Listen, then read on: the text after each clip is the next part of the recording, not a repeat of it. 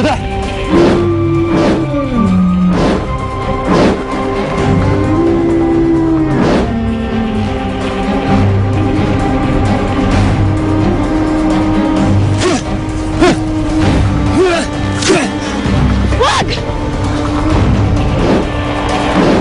Dapat saktan.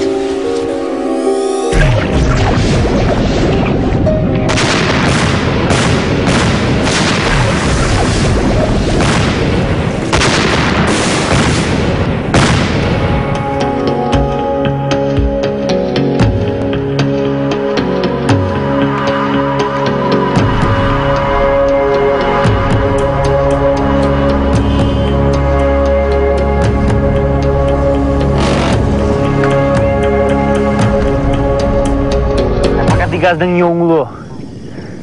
Hindi ka na dapat nakialam. Muntik mo nang saktan ng Kimarus. Kaya siya'y lalong nagalit. You don't even know how to use this word. Como que você quer lutar? Eu falei pra você que era perigoso. Nais mo rin pala siyang paamuin. Bakit mo siya kailangan saktan?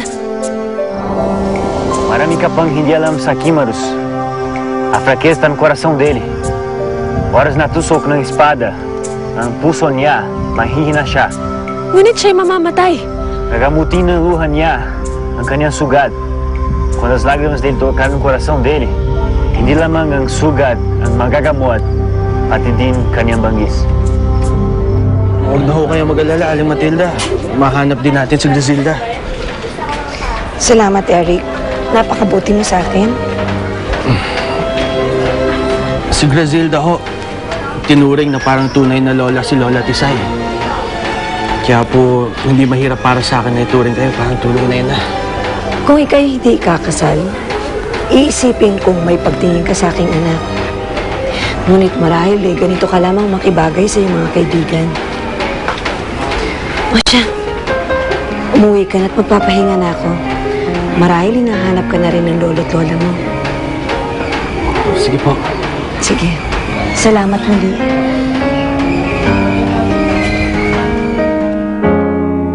Tuwing tititigan mo, parang natutuwa. Kakaiba ka talaga. Kahit ano talaga gagawin mo para sa tao mahal mo. Tama ka. Lahat ay gagawin ko para sa aking iniibig. Para sa'yo. Hindi ko alam ano pa to. Tila nahuhulog sa'yo. Bakit lumulukso ang puso ko kapag nariyan ka na? Hindi ko alam. Sana bumalik ka na, Griselda. Lagi na lang mayroon. Miss na kita. Sa tuwing kausap ka'y nanginginig. Ang tawag nga pa rito'y pag-ibig.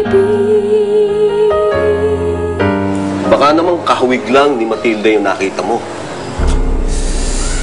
Siguro nga, Nick.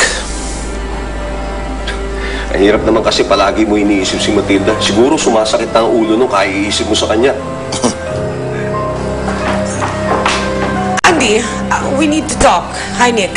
O sige, Andy. Sige, Nick. Ikaw na lang tayo. Sige. Yeah. Sige.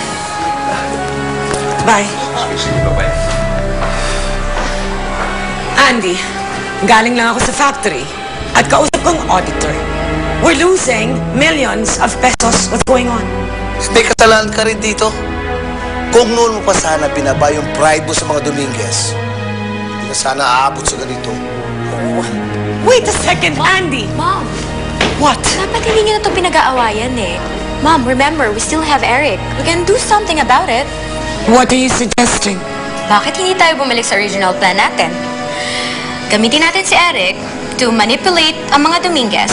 Kapag nakuha na natin yung contacts at suppliers nila, saka natin sila papagsakin.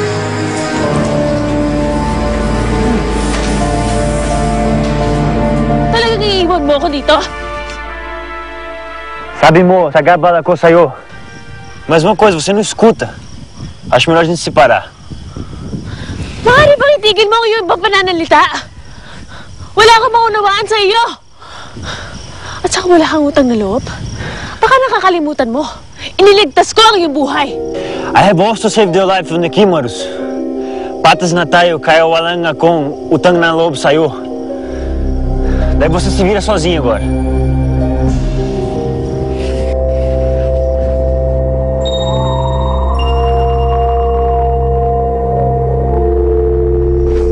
nasa akin lang ang kuntas.